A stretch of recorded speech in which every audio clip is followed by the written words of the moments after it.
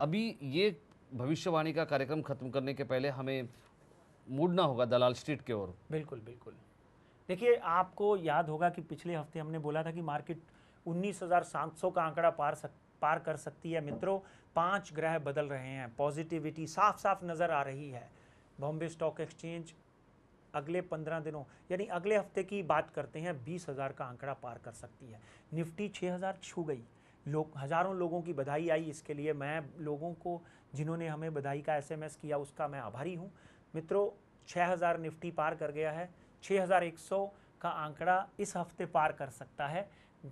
थोड़ी बहुत हुलडुल हो सकती है, मगर अगले कुछ दिनों में आरबीआई जो है वो इंटरेस्ट रेट भी कट करेगी, उसका भी लाभ मिलेगा कहीं ना कहीं। सो गोल्ड सिल्वर ऑयल की बात करें तो ऑयल देखिए, जैसे मैंने बोला था कि 90 के ऊपर जाएगा पर बैरल, $90 के ऊपर, $93 पे घूम रहा है। ऑयल कहीं ना कहीं $100 छू सकता है।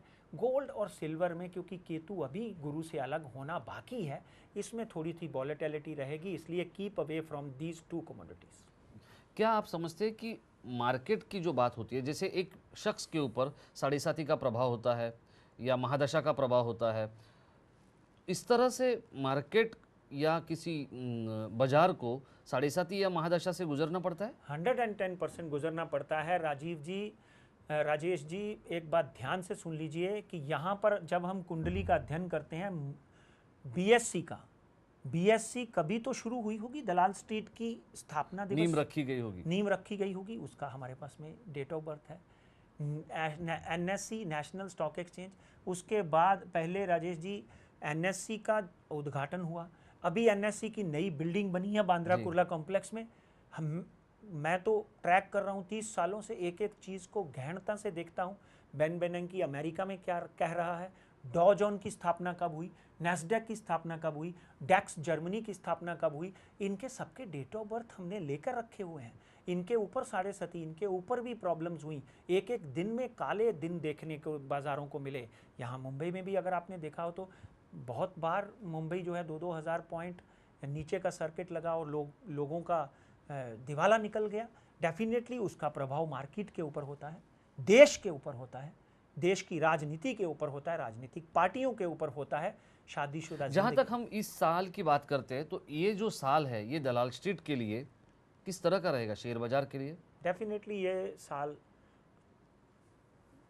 6 जून 2013 तक तो बहुत अच्छा है, बहुत अच्छा है। हाँ, यहाँ तक कि मार्केट 22,000 का आंकड़ा भी छू सकती है।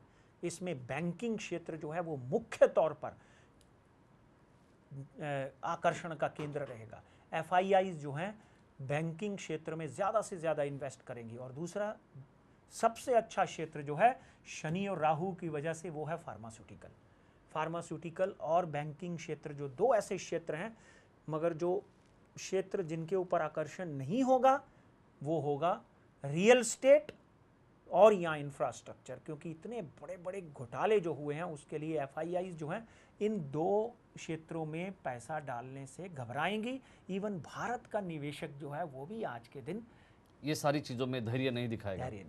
जी पंडित जी, बहुत सारी बातें आपने बताई, फिर काल सर्प योग की हो, महादशा की हो, साढ़े साती की हो, अर्धकाल सर्प की हो, ये हमने इसलिए किया इस भविष्यवाणी में क्योंकि आने वाले साल में किस तरह की स्थिति, किस तरह की बातें हमारे जो दर्शक है उनके सामने रखी है, ये पता चले उनको। और जैसे आपने कहा कि कुछ पंडित ऐसे होते हैं, कुछ लोग ऐसे होते हैं जो लोगों को कुछ ना कुछ गलत बताकर उनको गुमराह करते हैं, तो हमारे दर्शक जो है वो गुमराह ना हो, इसके लिए लगातार और बार बार हम कोशिश करते रहेंगे आपके माध्यम के द्वारा और लोगों को मार्गदर्शन करते रहेंगे। भविष्यवाणी में आज जो भी कुछ आपने बताया, लोगों को मार्गदर्शन किया, इसके लिए बहुत बहुत शुक्रिया। और इसी तरह आप भविष्यवाणी में लोगों का मार्गदर्शन करते रहिए, यही हमारी आपसे तमन्ना है। और शायद आप शिरडी वाले बाबा के और मखदूम बाबा की दुआ से हमारी तमन्ना जो है पूरी करने की कोशिश करेंगे। बिल्कुल बिल्कुल, भगवान आप सबको प्रसन्न रखे। नए साल की एक बार फिर आप सबको बहुत बहुत शुभकामनाएं। जी शुक्रिया।